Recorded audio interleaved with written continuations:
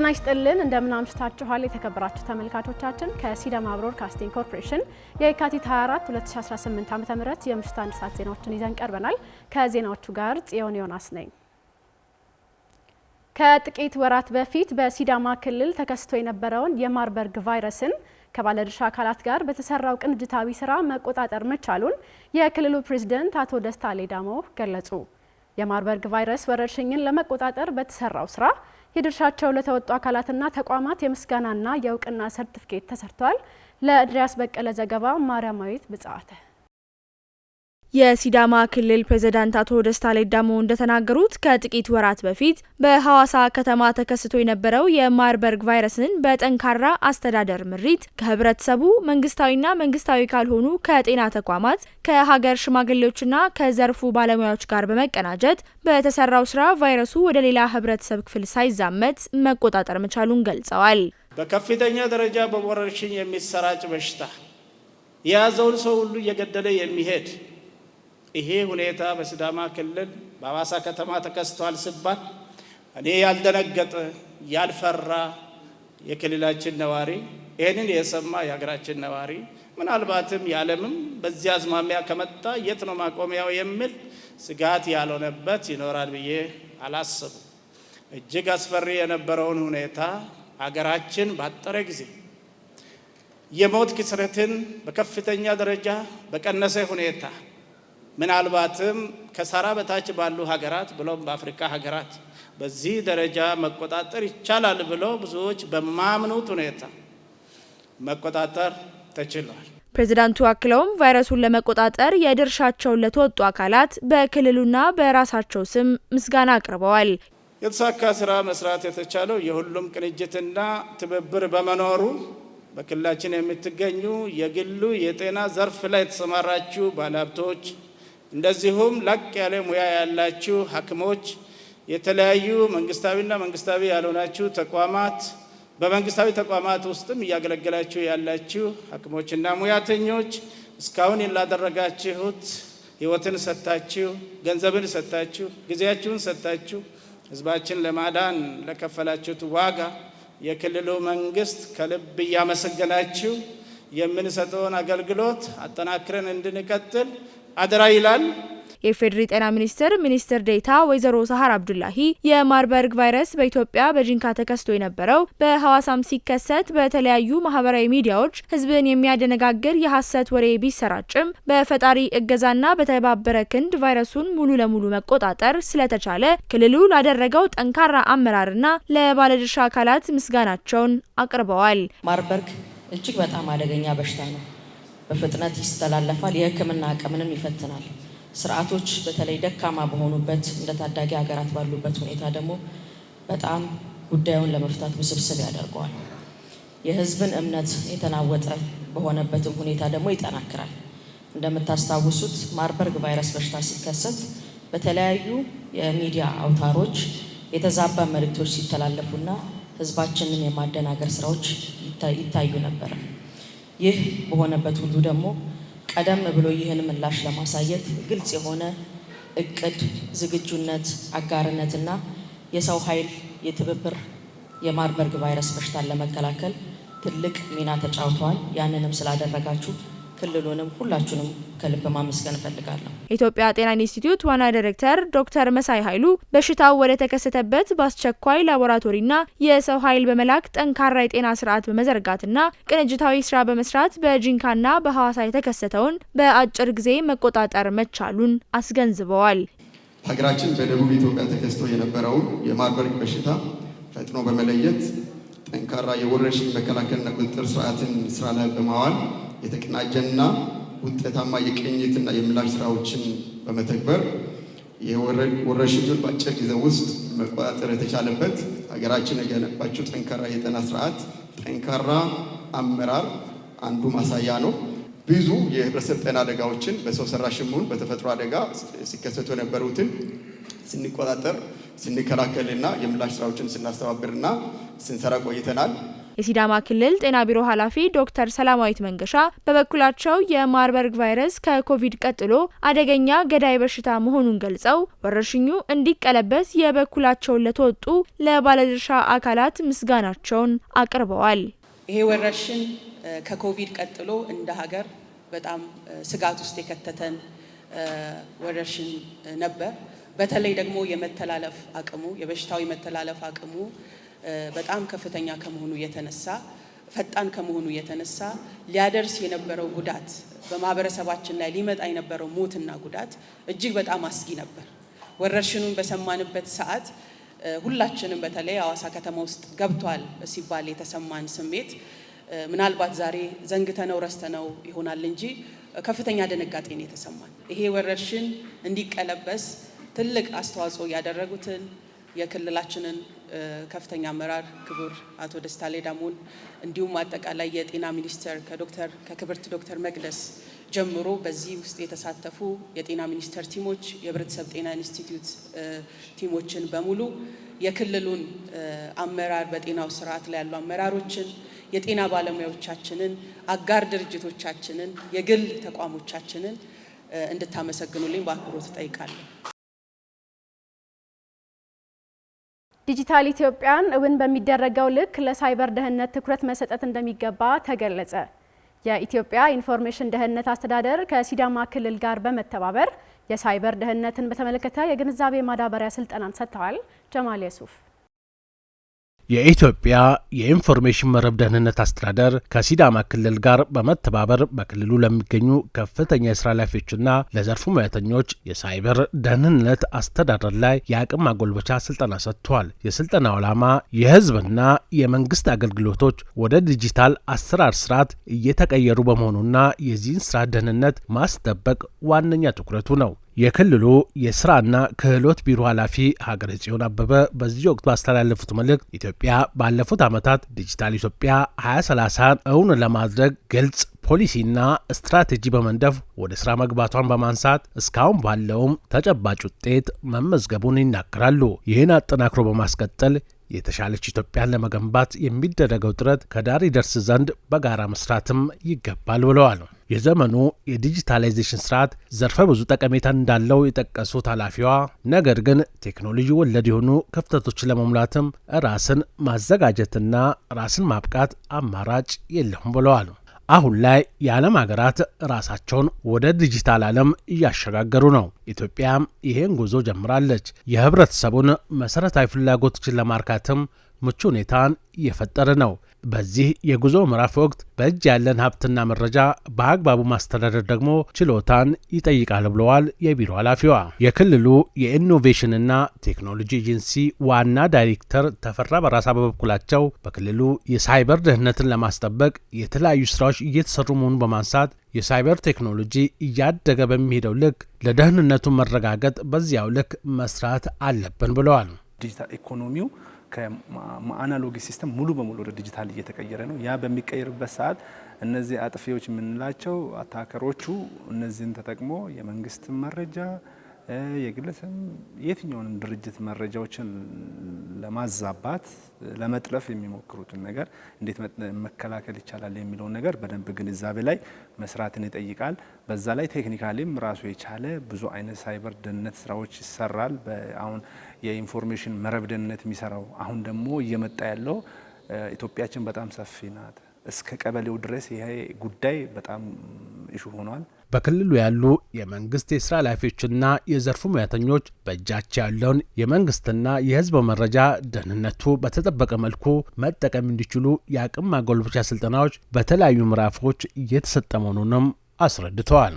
መጀመሪያ ማዘጋጀት ያለብህ ለዚህ ተመጣጣኝ ምላሽ የሚሰጥ ቴክኒካል ስታፍ ቲም ማዘጋጀት ነውና ሲዳማ በዚህ በኩል ቲም አደራጅቷል። ቀድሞ ከአንድ ዓመት በፊት በተቋም ደረጃ የሳይበር ሴኩሪቲ ቲም አለው። ይህንን ቲም ቀጥታ ከዚህ ከመረጃ መረብ ደህንነት አስተዳደር ከሀገራዊው ጋርም እነዚህ ነገሮችን የማቀናጀት ስራ እየሰራን ነው። ቴክኒካል አቅም እንዲዳብር። ሌላው ደግሞ ቅንድብ እንዳነሳው ይሄ ቲም ዝብቻ አይደለም። ቅድም ሲነሳ የነበረው አታኮች ይመጣሉ። አታኮቹ አውቶማቲካሊ ሲመጣ እንዴት ነው መመከት የሚቻለው ግለሰብ ደረጃም በተቋም ደረጃ የሚለው ነገር ይሄንን አቅም ያለው ቲም መፍጠር ነው። ሌላው ደግሞ ኢትዮሰርት የሚባለውን ከሱ ጋርም በቅንጅት የምንሰራበት እድሎችን እየፈጠረን ነው። አሁንም ያጋጠሙን ችግሮች በዛ በኩል ከኢትዮሰርት ቲምም ጋር በቅርበት እየሰራን ነው። አቶ ታደሰ መኮ በኢትዮጵያ ኢንፎርሜሽን ደህንነት አስተዳደር የሳይበር ደህንነት አስተዳደር ዳይሬክተር ናቸው። ዲጂታል ኢትዮጵያን እውን ማድረግ አማራጭ የሌለው ምርጫ መሆኑን በማንሳት ደህንነቱን ማረጋገጥም የዚሁ ጉዞ አንድ አካል ነው ይላሉ። ኤቭሪ ነገሮቻችን ወደማይቀረው የዲጂታል ዘመን እየገባን ነው። ዲጂታል ሰራታችን ላይ ካየኸው በቀጣይ 5 ዓመቶች ብዙ ነገሮች ወደ ዲጂታል እየሄዱ ነው። ዲጂታል እየሄዱ ሲሆን ግን ተጋላጭነቱን ቅድም ሪፖርቱም ላይ ያየኸው እንትኖች ተጋላጭነታቸው ይጨምራሉ። ቴክኖሎጂን በምንጠቀምበት ሰዓት ተጋላጭነታችን በደንብ እየጨመረ ነው የሚመጣውና አሁን አንዳንድ የዓለም አቀፍ እንትኖችም ካያቸው በብዛት እየተደረጉ ያሉት የሳይበር ጦርነቶች ናቸው። ሁሉንም ነገር አሁን የዲፕሎማሲ እንትኖቻችን ራሱ ወደ ሳይበር ተቀይሯልና አሁን ላይ ትልቅ አቅም ነው ማለት ነው። የሳይበር አቅም መያዝ ማለት ከፍተኛ እንደ ሀገር ሉዓላዊነትም ትልቅ አቅም ሆኗል ማለት ነውና ኢንሳ በኢትዮጵያ ያለውን ዲጂታል ስርዓት ደህንነት ለማስጠበቅ የተቋቋመ ተቋም መሆኑን ያነሱት ዳይሬክተሩ በአንድ ዓመት ውስጥ ብቻ በርካታ ሺህ የሳይበር ጥቃቶችን ማክሸፍ መቻሉ ለዚህ ጥሩ ማሳያ ነው ብለዋል። ኢንሳ በዘርፉ ያለውን እውቀትና ልምድ ወደ ክልሎች በማውረድ ከክልሎች ጋር ለጋራ ዓላማ በጋራም እየሰራ ስለመሆኑም ዳይሬክተሩ ጠቅሰዋል። አሁን ከክልሎች ጋር ጥሩ ግንኙነቶች እያደረግን ነው። በቀጣይም ፓርትነርሺፖች እየፈጠርን የሳይበር ምህዳሩ የዲጂታል 30 ያመጣልን ፍሬ አለ። ምክንያቱም አሁን ሳይበር ሴኩሪቲን ካየኸው አንዱ ፋውንዴሽን ነው፣ ትልቅ ትኩረት የተሰጠው ነው። ስለዚህ ይሄ ፋውንዴሽን ደግሞ ብቻችንን የምንሰራው አይደለም፣ የጋራ ኃላፊነት ነው። ከክልልም ከፌዴራልም ተቋማት ጋር በጋራ የሳይበር ሉዓላዊነታችን ለማስጠበቅና የሳይበር ደህንነትን ወይም ተጋላጭነትን ለመቀነስ ብዙ ስራዎች ይሰራሉ። ከነሱም አንዱ አሁን እያደረግናቸው ያሉ የግንዛቤ ማስጨበጫ ስራዎች ተጠናክረው ይቀጥላሉ። ቀጣይ ደግሞ እያንዳንዱ እገዛዎች ይቀጥላሉ ማለት ነው። ውጤታማ የጤና አመራር ስርዓትን በማሻሻል በጤናው ዘርፍ የተቀመጡ ግቦችን ለማሳካት በትኩረት እየሰራ እንደሚገኝ የጤና ሚኒስቴር ገለጸ። የአንደኛው ዙር የመካከለኛና የታችኛ የውጤታማ የጤና አመራር ስልጠና ምረቃ ስነ ስርዓት በሲዳማ ክልል ሐዋሳ ከተማ ተካሂዷል። አካሉ ጥላሁን ተጨማሪ አለው።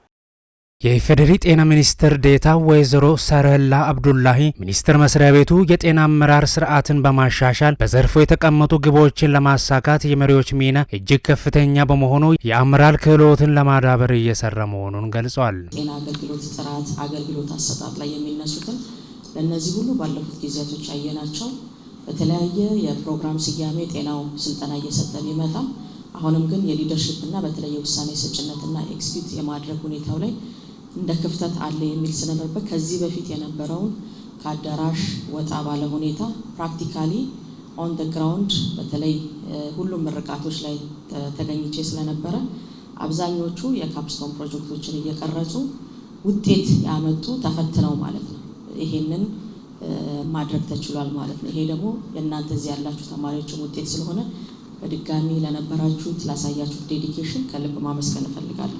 በሀገር አቀፍ ደረጃ ለ6 ወራት ሲሰጥ የቆየው የመጀመሪያ ዙር ስልጠና በ5 ክልሎች በአጠቃላይ 490 ሰልጣኞች የተመረቁ ሲሆን በሲዳማ ክልል 48 ሴቶችና 73 ወንዶች በጥቅሉ 121 ሰልጣኞች ተመርቋል ብለዋል። እንግዲህ ባለፈው 6 ወር እንግዲህ ከ490 በላይ የሚሆኑ በ5 ክልሎች ፓይለት አድርገን ሞክረ ነው የነበረው የምርቃት ወይም ደግሞ ተማሪዎች በተለይ የሃይ ኢምፓክት ሊደርሺፕ ፕሮግራም ወይም ደግሞ መካከለኛውና የፍሮንት ላይን የሊደርሺፕ ትሬኒንጎች ሲሰጡ ቆይተዋል።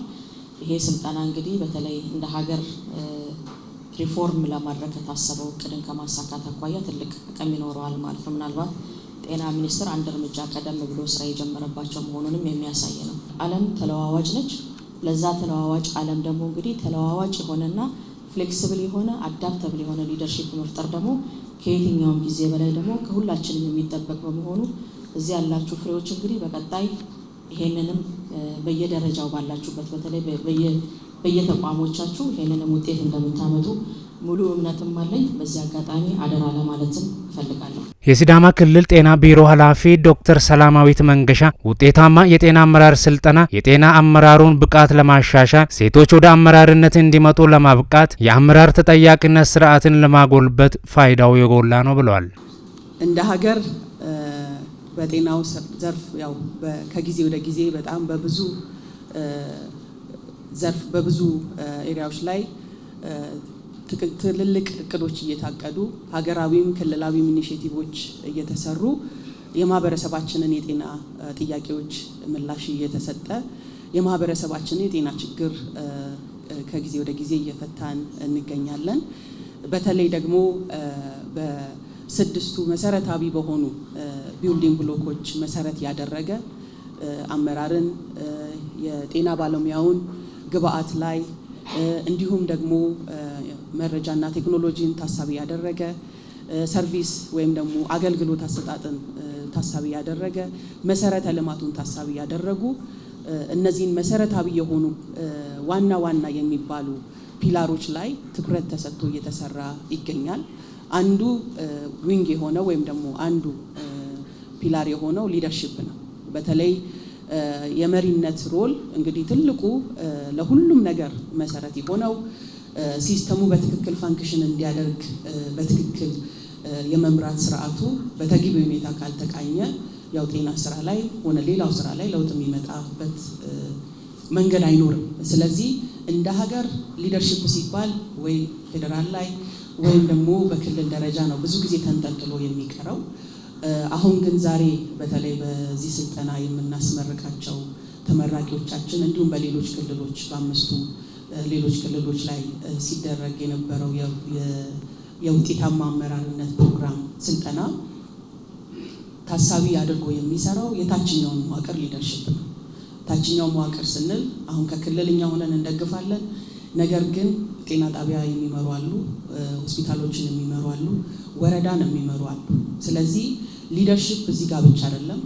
ከላይ ያለውን የሊደርሺፕ ኃላፊነት ተቀብሎ ደግሞ ውጤታማ የሆነ ውጤት ሊያመጣ የሚችል ክልል ላይ ወይም ፌደራል ላይ ባለው ካፓሲቲ ልክ በቂ የሆነ ጤና እንዴት ይመራል፣ ጤና የሚመሩ ጉዳዮች ምንድን ናቸው፣ ጤናን ስመራ ምን ላይ ትኩረት ማድረግ አለብኝ፣ የጤና ሊደርሺፕ ስኪሎች ላይ ትኩረት ባደረገ መንገድ ነው ስልጠናው የተደረገው።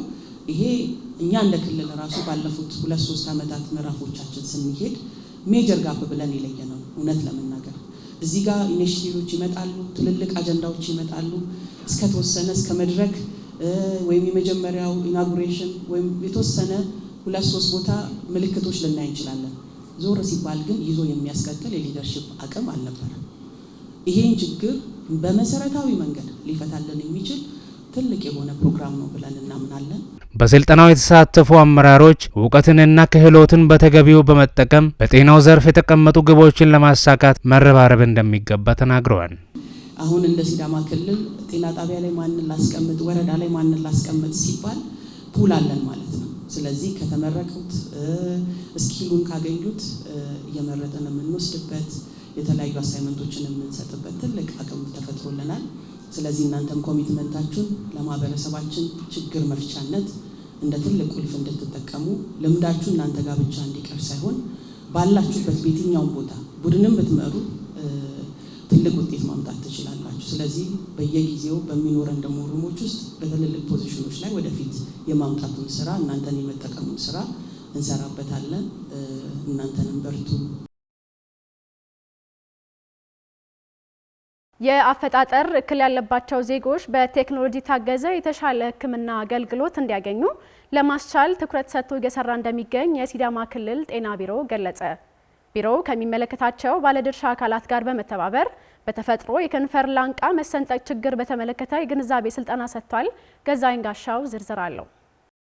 በመድረኩ ላይ የተገኙት የፌዴራል ጤና ሚኒስቴር ዴኤታ ልዩ አማካሪ የሆኑት ፕሮፌሰር ስለሺ ጋሩማ ከዚህ ቀደም በአገራችን የነበረው የጤና ተደራሽነትና የአገልግሎት አሰጣጥ ፖሊሲ እንዲሻሻል በጤና ሚኒስቴር ደረጃ ሰፋፊ ስራዎች እየተሰራ መቆየቱን አንስቶ በሁሉም ክልሎች ላይ የሚገኙ የጤና አገልግሎት ሰጪ ተቋማት በተፈጥሮ የአፈጣጠር ችግር ያለባቸው ዜጎች የተሻለ ሕክምና አገልግሎት እንዲያ እንዲያገኙ ለማስቻል ትኩረት ተሰጥቶ እየተሰራ እንደሚገኝ ጠቁመዋል። የአፈጣጠር ችግር ያለባቸውን ተደራሽ ለማድረግ በተለያየ ጊዜ እንቅስቃሴ ጀምረን ነበረ። ባለፈው ዓመትም ሂውጅ የሆነ እንቅስቃሴ አድርገናል በአገር አቀፍ ደረጃ። እዛ ላይም ይሄ የማይባል ለውጥ ያገኘንበት ሁኔታ አለ ማለት ነው። ተደራሽ ያልሆነ አካባቢ በመድረስ ከዚህም በፊት የነበረውን ግንዛቤ በጥፍ በመጨመር አገልግሎቱንም በዛው ሕክምናውን በመጨመር በዘንድሮ ዓመት የምናሳካው ይሆናል ማለት ነው። የፌዴራል ጤና ሚኒስቴር የሕክምና አገልግሎት ዋና ስራ አስፈጻሚ ዶክተር ኤልባቦር ቡኖ የከንፈርና ላንቃ መሰንጠቅ ችግር ያለባቸው ህጻናት ላይ ልዩ ሕክምናና ድጋፍ እንዲያገኙ ለማድረግ በጤና ሚኒስቴር ደረጃ ግብረ ኃይል ተቋቁሞ እየተሰራ እንደሚገኝ ገልጸዋል። ፓርትነሮቻችን በጋራ በመሆን እንደዚህ አይነት ካምፔን አብረን መስራት አለብን። ከዚህ በፊት መጣላቱ አለ፣ ግጭቱ አለ፣ ፔሸንት ላይ ብዙ ነገር አለ። አሁን ግን በጋራ መስራት ዋና ትልቁ ዓላማ ወገናችን ነው። የኛ ጤና ባለሙያዎች ተምሮ በግቶ ለሌላም አፍሪካ ወገን መሆን ችለዋል ማለት ነው። ይሄ የሁላችንም ጥረት ነው ማለት ፈልጋለሁ። ስለዚህ መጨረሻ ላይ እኔ ማለት የምፈልገው አንደኛ አላቲዮን ሆስፒታል ይሄንንም ስላስተባበሩ ለመስራት ወገንን ለመርዳት ስለፈቀዱ ከልብ እናመሰግናለን። የሲዳማ ክልል ጤና ቢሮ ምክትል ኃላፊ አቶ ሙንጣሻ ብራኑ በህፃናት ላይ የሚስተዋሉ ችግሮችን ለመቅረፍና ህፃናት ጤናማ ሆኖ እንዲያድጉ ለማድረግ ከተለያዩ ከአጋር ድርጅቶች ጋር በመቀናጀት በርካታ ስራዎች እየተሰራ መቆየቱን ገልጾ በአሁኑ ጊዜ ከአላቲዮን አጠቃላይ ሆስፒታል ጋር በመተባበር ነፃ የህክምና አገልግሎት እየተሰጠ እንደሚገኝም አስረድቷል። ይሄ ችግር የደረሰበት ህፃን ወይም ሴት ልጅ ብትገኝ የሚባል ነገር አለ። ያመለካከት ሹዎች አሉ። ሰርቪሱን ተደራሽ ከማድረግ አንጻርም የሚቀሩ ነገሮች አሉ። ይሄ በሙሉ የሚጠበቅብን ሆኖ እንደ ክልላችንም የጀመርናቸው የሞከርናቸው ስራዎች አሉ። እነዚህ ስራዎች ግን ገና ከጅምር ያሉ እንጂ በጣም ሰፊ ስራዎችን መስራትን የሚያስፈልግ እንደሆነ እንገነዘባለን። የአላቲዮን አጠቃላይ ሆስፒታል ስራ አስኪያጅ ዶክተር ይድንቃቸው ወልደ መስቀል በበኩላቸው በዚህ ችግር ተጠቂ የሆኑ ህጻናት በሆስፒታል ውስጥ ነፃ የህክምና አገልግሎት እያገኙ መሆናቸውንም ጠቁመዋል። ከመንግስትም ጋር እንደዚሁ እንሰራለን።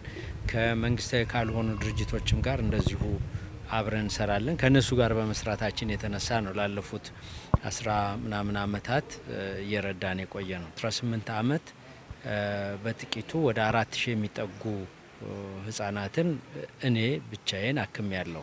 የዛሬው መርሃ ግብርም ያው ከመንግስት ጋር አብረን በመስራታችን ምክንያት የተፈጠረ መርሃ ግብር ነው። በአላቲዮን አጠቃላይ ሆስፒታል ነፃ የህክምና አገልግሎትን እያገኙ ያሉ ታካሚዎች በበኩላቸው መንግስት ያመቻቸውን ነፃ የህክምና አገልግሎት ሌሎችም ዜጎች መጠቀም እንዳለባቸውም መልእክታቸውን አስተላልፈዋል። አገልግሎቱ ደግሞ እኔ ሲመጣ ደግሞ አቀባበሉ በጣም ኦኬ ነው። አንዳንድ እንዴት ነው ብለው ዶክተሩ አንዳንድ ሰው መጥተው ይጎበኛሉ። ምንም አያገኝም። በጣም ኦኬ መንገድ ነው መጣን። ጤና ጣቢያ ሄድኩ ክትትል ሳደርግ እንደዚህ ነው ግን ተነግሮኛል። እኔ ሁሉም ነገር በጣም ተመችቶኛል። እግዚአብሔር ይስጣችሁ። በጣም ብዙ ነገር ነው፣ ቃላት የለኝም የማወራው። የጠቅላይ ሚኒስትር ዶክተር አብይ አህመድን ጥሪ ተከትለው ወደ ከተማዋ ለጉብኝት የሚመጡ ዜጎች ቁጥር እየጨመረ መምጣቱን የሐዋሳ ከተማ አስተዳደር ባህልና ቱሪዝም ስፖርት መምሪያ አስታወቀ። መምሪያው ከሐዋሳ ከተማ ኮሚኒኬሽን መምሪያና ከሌሎች የክልሉ የመንግስት የስራ ኃላፊዎች ጋር በመሆን በሐዋሳ ከተማ አየር ማረፊያ በመገኘት ወደ ከተማዋ ለሚገቡ እንግዶች አቀባበል አድርጓል። ክብረ በዓል መላኩ በተፈጥሯዊ ውበቷና ማራኪነቷ የምትታወቀው ሐዋሳ ከተማ አሁን ባላት ድምቀት ላይ ተጨማሪ ውበትና ግርማን ያላበሳት የሁለተኛው ዙር የሐዋሳ ከተማ የኮሪደር ልማት ስራ ጠቅላይ ሚኒስትር ዶክተር አብይ አህመድና የተለያዩ ከፍተኛ የመንግስት የስራ ኃላፊዎች በተገኙበት በይፋ ተመርቆ ለአገልግሎት ክፍት መደረጉ ይታወቃል። በዛም ወቅት ጠቅላይ ሚኒስትሩ ሐዋሳ ከተማን ሁሉም መጥቶ እንዲጎበኛት ባደረጉት ጥሪ መሰረት በርካታ ጎብኚዎች ወደ ከተማዋ እየገቡ ይገኛሉ። ይህን ጥሪ ተከትሎ ወደ ከተማዋ ለሚገቡ እንግዶችም የከተማዋ ባህልና ቱሪዝም ስፖርት መምሪያ ከከተማው ኮሚኒኬሽን መምሪያና ከሌሎች የክልሉ የመንግስት የስራ ኃላፊዎች ጋር በጋራ በመሆን በሐዋሳ ከተማ አየር ማረፊያ በመገኘት አቀባበል አድርገውላቸዋል። በከተማዋ የጠቅላይ ሚኒስትሩን ጥሪ ተቀብለው ከተማዋን ለመጎብኘት የሚመጡ ዜጎች ቁጥር እየጨመረ መምጣቱን የከተማው ባህልና ቱሪዝም ስፖርት መምሪያ ኃላፊ ወይዘሮ መቅደስ ውሪሶ ተናግረዋል። ክቡር ጠቅላይ ሚኒስትራችን በሀገር ውስጥና ከሀገር ውጭ ያሉ ሰዎች በተለይ አዲስ አበባዎች ሐዋሳ ላይ ቅዳሜና እሁድን እንዲያሳልፉ ባስተላለፉት ጥሪ መሰረት ዛሬ ላይ ብዙዎችን እንግዶችን ስንቀበል ነበረ። በርግጥም ንጉስ አድንቋታል። በርግጥም ንጉስ ጥሪ አድርጎባታል። ከተማዋም ከንቲባና ካቢኔዎቹም ለፍተዋል። ከተማዋ ቀድሞ ከነበራት ተፈጥሯዊ ውበት ላይ ሌላ ውበት ደርባለች። እንደተባለውም ብርሃን ሆናለች። ለዚህ እንግዲህ የቱሪስት ፍሰቱ እኛ የምናውቀውና ኮሙኒኬት ያደረግነው ነው የተቀበልን ያለ ነው። የኛ አቀባበል ሳይጠብቅ በራሱ መንገድ እየገባ ያለ እንግዳ በከተማችን ላይ ወጣ ብሎ ማየት በራሱ ብቻውን በቂ ነው። በመዳረሻ ቦታዎች ላይ የሚንቀሳቀሱ እንግዶችን የውጭ እንግዶችን እና የሀገር ውስጥ እንግዶችን በተለይ የሀገር ውስጥ እንግዶች በጣም ከተማዋን ለማየት በሰፊ በትልቅ ጉጉት የጠቅላይ ሚኒስትሩን ጥሪ ተከትለው እየመጡ ያሉበት በጣም ዛሬ እንኳን በሚገርም ሁኔታ በመቼ ተዘጋጅተው እንደመጡ አናውቅም። በጣም ብዙ እንግዶችን እየተቀበልን ነው ያለነው። ከፍ ያሉ ሆቴሎች ትላልቅ እንግዶችን እየተቀበሉ ይገኛሉ። ይሄ ማለት ደግሞ ከተማዋ የቱሪስት ከተማ እንደመሆኗ መጠን በራሷ ገቢ የምትተዳደር ከተማ እንደመሆኗ መጠን ለከተማዋ ትልቅ ትንሳኤ ሆኖላታል። የሲዳማ ሕዝብ እንግዳ ተቀባይ ሕዝብ መሆኑን የተናገሩት ኃላፊዋ አሁንም ከተማዋ ተጨማሪ እንግዶችን ለመቀበል በላቀ ዝግጅት እንደምትጠብቅና የሀገር ውስጥና የሀገር ውጭ ጎብኚዎች ወደ ከተማዋ እንዲመጡ ጥሪ አቅርበዋል። በተለያየ በቡድንም በግልም ብዙ እንግዶችን ኤርፖርት ላይ ስንቀበል ነበር። ሆቴሎቻችን በዚህ ልክ ዝግጅት አድርገው እየጠበቁ ነው። እንግዶችም ያው እየገቡ ነው። ነገ ተነገ ወዲያ የሚገቡ እንግዶችም አሉ። በቀጣይነትም ሳናቆም ብዙ እንግዶችን በጠቅላይ ሚኒስትራችን ጥሪ መሰረት ለመቀበል ከተማችን ዝግጁ ሆናለች። መዳረሻ ቦታዎቻችን ለምተዋል። ያው ኮሪደሩን አይታችኋል። ሐዋሳ ብርሃን ሆናለች ነው ያሉት ክቡር ጠቅላይ ሚኒስትራችን። ሐዋሳን ብርሃን ለማድረግ የከተማዋ ከንቲባና ካቢኔዎቹ ለተቀን እየሰሩ ይገኛሉ። የከተማው አገልግሎት ሰጪ ተቋማትም በዚሁ ልክ እየተዘጋጁ እንግዶችን ለመቀበል እየተዘጋጁ ያሉበት ሁኔታ ነው ያለው። ጠቅላይ ሚኒስትራችንን ያስተላለፉት ጥሪ ሁሉም ከሀገር ውስጥና ከሀገር ውጭ ያሉ ሰዎች ሰምተዋል ብዬ ነው ማስበው። እኛም እንደ ከተማ አስተዳደር ዝግጅታችንን አጠናቀን እንግዶቻችንን ለመቀበል ዳኢቡሹ ብለን ለመቀበል ተዘጋጅተናል። ብዙዎችንም እየተቀበልን እንገኛለን። እንዲሁም የአገልግሎት ሰጪ ተቋማቶቻችን በሚሰጡት አገልግሎት ላይ ላቅ ያለ ወይም ተጨማሪ ነገር ጨምረው ሊያገለግሏችሁ እየጠበቋችሁ ነው። ኑ ወደ ሐዋሳ አብረን እንዝናና፣ አብረን ከተማዋን እናልማ፣ አብረን በከተማዋ እንደሰት የሚል መልእክት ነው ያለኝ። ያነጋገርናቸው በከተማዋ በሆቴል አገልግሎት ዘርፍ የተሰማሩ ዜጎች ሐዋሳ ከተማ በተሻለ ልማትና እድገት ላይ መሆኗን ገልጸው አሁን ላይ ወደ ከተማዋ የሚገቡ እንግዶች ቁጥር እየጨመረ መምጣቱንም አረጋግጠዋል። ሐዋሳን ከኛ በላይ ጎብኚዎቹ በደንብ ያውቋታል። በጣም እንግዳ ተቀባይ ማህበረሰብ ነው ዙሪያውን ያለው አካባቢው። ሐዋሳም እንደ ሐዋሳ እንግዳ ተቀባዮች ነን። እንግዶች ብዙ ጊዜ ከአርቲስቶች ጀምሮ ሐዋሳን እንደሚወዷት ሁሉም ሰው ያውቃል። ስለ ሐዋሳ ሲነሳ አይ ቲንክ ከኢትዮጵያ ጫፍ እስከ ጫፍ ሁሉም ሰው ያውቃታል። የመዝናኛ ከተማ መሆኗ፣ እንግዳ ተቀባይ መሆኑ ሰው ተመራጭ አድርጋታል። ለመዝናኛ በጣም ምቹ ነች። ሐይቅ አለ። ከተማው በደንብ ለትራንስፖርት ምቹ ነው። ሰው በዚህ ምክንያት እንግዶች ይወዷታል። የክቡር ጠቅላይ ሚኒስትርን ጥሪ ተከትሎ የሚመጡ እንግዶችን እኛም እንደ ከተማ እንደ ሐዋሳ ሆቴል ማህበርም እንደ ሮሪ ሆቴልም ዝግጅታችን አጠናቀን የሲዳማ ባህል በሚጠበቅ መልኩ እየተቀበልን እንገኛለን። ሐዋሳን ለመዝናናት በጣም ምቹ ነች። ለልጆች ትመቻለች፣ ለአዋቂዎች፣ ለሁሉም ሰው ምቹ ስለሆነች እየመጡ ይጎበኟታል። እኛም ደግሞ ሙሉ ዝግጅት አድርገን እየጠበቅናቸው ነው። ያለውን የኮሪደር ልማት ተከትሎ ግን እንግዶች ወደ ሐዋሳ እየጎረፉ ይገኛሉ ማለት ነው። በዚህ 2 ወርና 3 ወር ሚኒመም ኮሪደር ልማቱ ከጀመሩ ወይንም አቶ ጥራቱ ከመጡ በኋላ ማርኬታችን ጨምሯል። የሰውም ተስፋ ጨምሮ ነው ያለው በኮሪደሩ። እጅግ በጣም ደስተኛ ነን። እንግዶችም ሲመጡ ከዚህ በኋላ የምንቀበላቸው አቀባበል በጣም ለየት ባለ ሁኔታ ልክ እንደ ዛሬው ኤርፖርት በመሄድ በማስጎብኘት የኮሪደር ልማቱን ናይት ቪዥኑን በማሳየት እንደገና ደግሞ እኛ እንደሚታወቀው እንደ ሳውዝ ስታር ማታውንም ቀኑንም ከአዋሳ ጋር አብረነን ማለት ነው። የኢትዮጵያ ሀገራዊ ምክክር ኮሚሽን በሀገራችን ኢትዮጵያ ባሉ የፖለቲካና የሀሳብ መሪዎች መንግስት እንደዚሁም የህብረተሰብ ክፍሎች መካከል እጅግ መሰረታዊ በሆኑ ሀገራዊ ጉዳዮች ላይ ለዘመናት ሲንከባለሉ የቆዩ የሀሳብ ልዩነቶችንና አለመግባባቶችን በምክክር ለመፍታት እንዲቻል የተቋቋመ ነፃና ገለልተኛ ተቋም እንደሆነ ይታወቃል። በምክክር አዲስ የፖለቲካ ስርዓት ለመፍጠር የሚቻልባቸውን መንገዶች ቀይሷል። ናርዶስ አየለ ተጨማሪ አላት።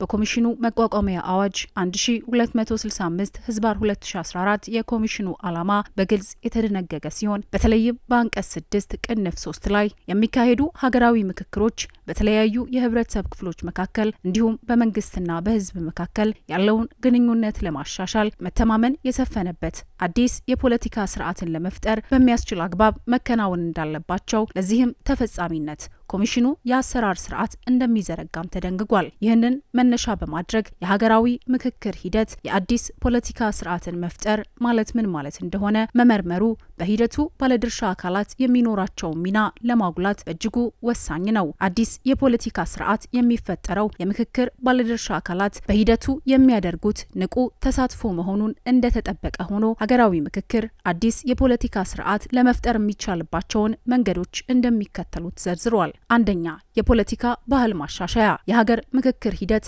በሀገራችን ኢትዮጵያ የሚገኙ የፖለቲካ ልሂቃን በሀገራቸው መጻኢ ዕድል ላይ እንዲነጋገሩ ሁኔታዎችን የሚያመቻች ሲሆን ንግግርና ውይይት ማድረግ ያደጉ የሀሳብ ልዩነቶች መፍቻ ዘዴዎችን ይጠቀማል። ይህም የዜሮ ድምር ፖለቲካዊ ፉክክርን በማስወገድ መከባበርና መግባባትን ማዕከል ያደረገ የፖለቲካ ባህል እንዲፈጠር ቁልፍ ሚና ይጫወታል። ሁለተኛ፣ በእውነት ላይ የተመረኮዙ ግንኙነቶች።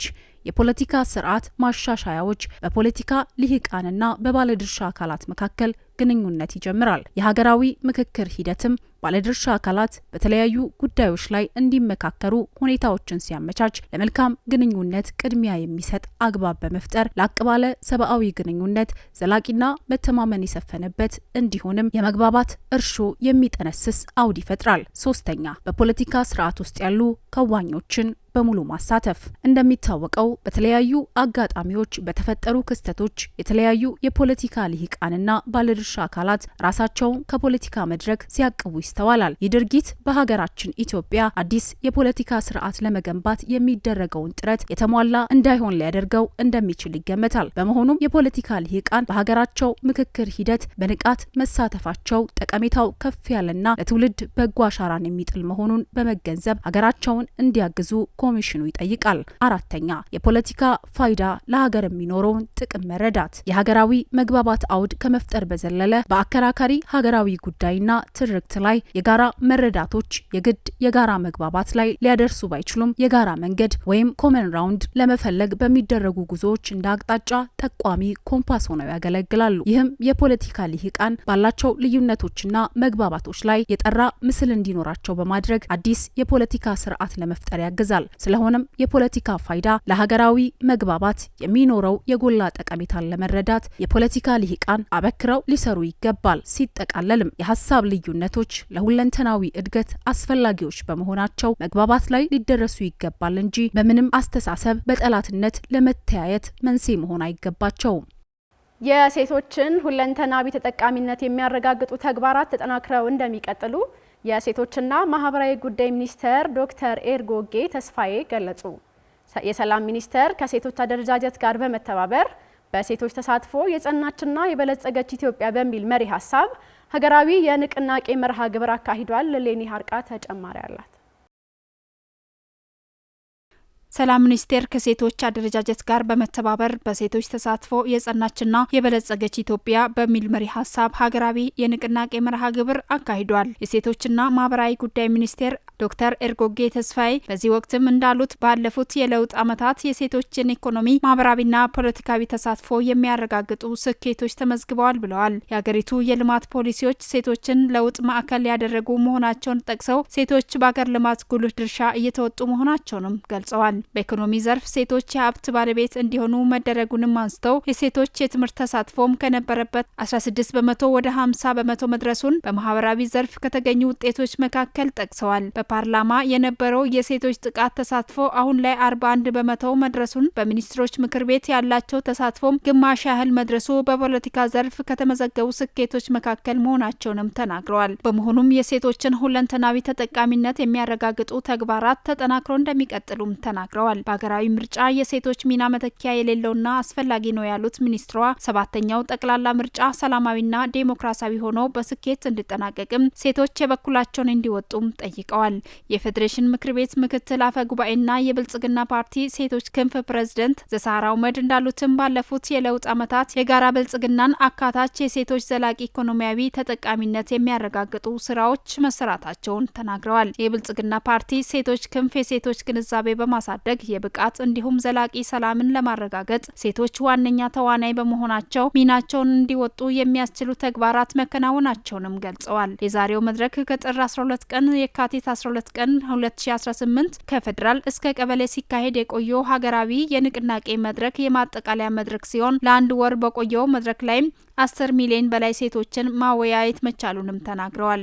በተጨማሪም የደም ልገሳ፣ የማዕድ ማጋራት መርሃ ግብርን ጨምሮ የተለያዩ ተግባራት መከናወናቸውንም ገልጸዋል። 7ኛው ጠቅላላ ምርጫ በስኬት እንዲጠናቀቅም ብሎም የሴቶችን ተሳትፎ ለማረጋገጥ ሴቶች ሚናቸውን ሊያጠናክሩ ይገባልም ብለዋል። በመርሃ ግብሩ በምክትል ጠቅላይ ሚኒስትር ማዕረግ የዴሞክራሲ ስርዓት ግንባታ ማስተባበሪያ ማዕከል ኃላፊና የብልጽግና ፓርቲ ምክትል ፕሬዝዳንት አደም ፋራ፣ የሰላም ሚኒስትሯ መሐመድ እንድሪስና ከፍተኛ አመራሮች እንዲሁም የሴቶች አደረጃጀት አባላት ተገኝተዋል። ዘገባው የኢትዮጵያ ዜና አገልግሎት ነው።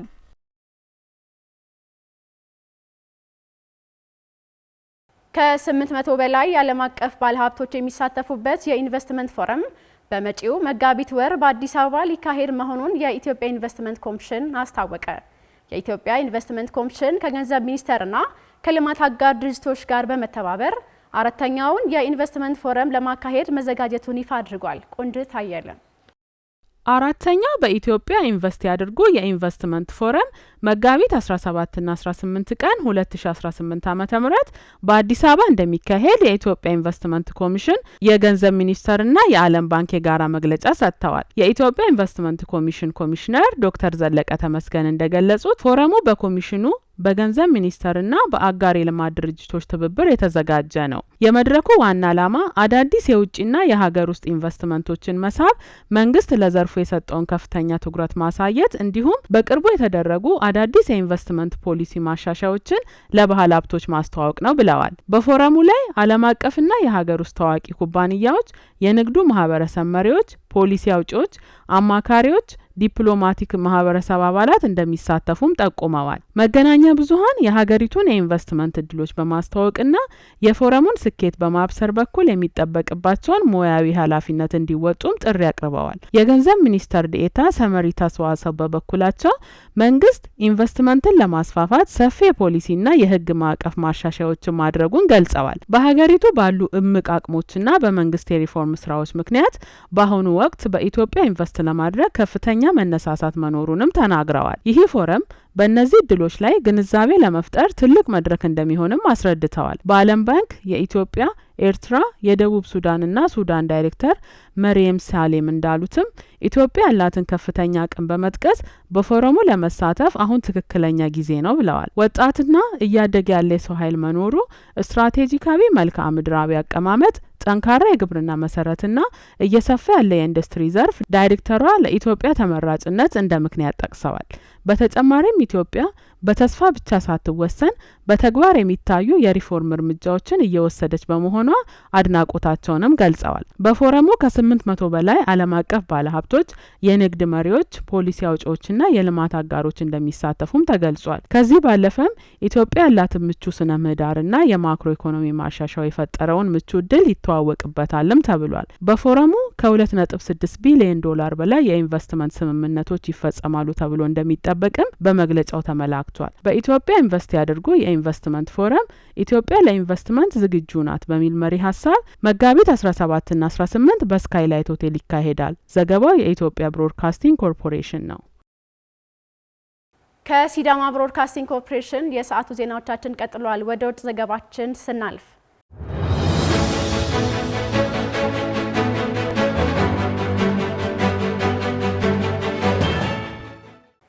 የእስራኤል ጦር በቴሄራንና ቤይሩት ላይ አዲስ ጥቃት መፈጸም መጀመሩን አስታወቀ። ጥቃቱን ተከትሎ በዩኔስኮ በቅርስነት የተመዘገበው የቴሄራን ጎሌስታን ቤተመንግስት ጉዳት ደርሶበታል። ሙሉ ቀጠራ ተጨማሪ አላት። የእስራኤል መከላከያ በኢራን ዋና ከተማ ቴሄራንና የሊባኖስ ዋና ከተማ ቤይሩት ላይ አዲስ ጥቃቶችን መፈጸሙን አስታውቋል። ጦሩ ባወጣው መግለጫ በቴሄራንና ቤይሩት የሚገኙ ወታደራዊ ኢላማዎች ላይ ተከታታይ ኢላማቸውን የጠበቁ ጥቃቶችን እየፈጸምኩ ነው ብሏል። የእስራኤል ጦር በቤይሩት ጥቃቱን መፈጸም የጀመረው በአገሪቱ ደቡባዊ ክፍል የሚኖሩ ዜጎች አካባቢያቸውን በአስቸኳይ ለቀው እንዲወጡ ማስጠንቀቂያ ካወጣ በኋላ ነው። በኢራን ዋና ከተማ የሚገኘው ታሪካዊና በዩኔስኮ በቅርስነት የተመዘገበው የጎሌስታን ቤተመንግስት በመዲናዋ በተፈጸመው ጥቃት ጉዳት ደርሶበታል። የደረሰውን ጉዳት ተከትሎ ዩኔስኮ ለቅርሶች የሚደረገው ጥበቃ እንዳሳሰበው ገልጿል። የሀገር ውስጥ መገናኛ ብዙኃን ከቤተ መንግስቱ አቅራቢያ አርግ አደባባይ ላይ ፍንዳታ ተከስቷል ሲሉም ዘግበዋል። የጎሌስታን ቤተመንግስት በቃጃር ስርወ መንግስት ዘመን የኢራን ንጉሳዊያን ቤተሰቦች መኖሪያ የነበረ ሲሆን በኋላ ላይ ደግሞ የፓህላቪ ስርወ መንግስት ዋና መኖሪያ ነበር። ጦሩ አክሎም የሂዝቦላህ ማዘዣ ማዕከሎችና መሳሪያ ማከማቻ ተቋማትን ኢላማ ማድረጉን ገልጿል። ሂዝቦላ ይህንን ተከትሎ 3 የእስራኤል ወታደራዊ ቦታዎችን ማጥቃቱን አስታውቋል። በኢራን የሚደገፈው ሂዝቦላ እስራኤል በበርካታ የሊባኖስ ከተሞችና አካባቢዎች ላይ ለምትፈጽመው ጥቃትና ወረራ ምላሽ ሰጥቻለሁ ብሏል። በ3 የተለያዩ የቴሌግራም ልጥፎቹ በጎላን ተራሮች የሚገኘውን ናፋህ የጦር ሰፈር፣ ሜሮንና የራማት ዴቪድ የአየር ኃይል የጦር ቦታዎች በሚሳኤልና በድሮን ማጥቃቱን ሂዝቦላህ ገልጿል። በተያያዘ ዜናም አሜሪካ በመካከለኛው ምስራቅ ከሚገኙ 14 ሀገራት ዜጎቿ በአስቸኳይ ለቀው እንዲወጡ አዛለች። የሀገሪቱ የቆንጽላ ጉዳዮች ረዳት ሚኒስትር የሆኑት ሞራን አምዳር በመስሪያ ቤታቸው የማህበራዊ ሚዲያ ገጾች ላይ ባሰፈሩት መልእክት አሜሪካውያን ሊያጋጥሙ በሚችሉ ከባድ አደጋዎች ምክንያት ከ14ቱ ሀገራት ያሉ የትራንስፖርት አማራጮችን በመጠቀም አሁኑኑ ለቀው እንዲወጡ አሳስበዋል። የአሜሪካ ዜጎች በአስቸኳይ ለቀው እንዲወጡ የታዘዙባቸው ሀገራት ባህሬን፣ ግብጽ፣ ኢራን፣ ኢራቅ፣ እስራኤል፣ የፊሊስጤም ግዛቶች፣ ዮርዳኖስ፣ ኩዌት፣ ሊባኖስ፣ ኦማን፣ ኳታር፣ ሳውዲ አረቢያ፣ ሶሪያ፣ የተባበሩት አረብ ኤምሬትስና የመን ይገኙበታል። በኩዌት የሚገኘው ኤምባሲ ለየትኛውም የቆንጽላ ጉዳዮች የሚሰጠውን አገልግሎት ማቋረጡን ማስታወቁ ይታወሳል። ዘገባው የቢቢሲ ነው። ከሲዳማ ብሮድካስቲንግ ኮርፖሬሽን ለምሽት 1 ሰዓት ያዝናቸው ዜናዎች እነዚህን ይመስላሉ። ዜናዎቹን እየመራው ጽዮን ዮናስ አብሬያችሁ ነበርኩኝ። ከቀሪ ፕሮግራሞቻችን ጋር መልካም ምሽት ይሁንላችሁ።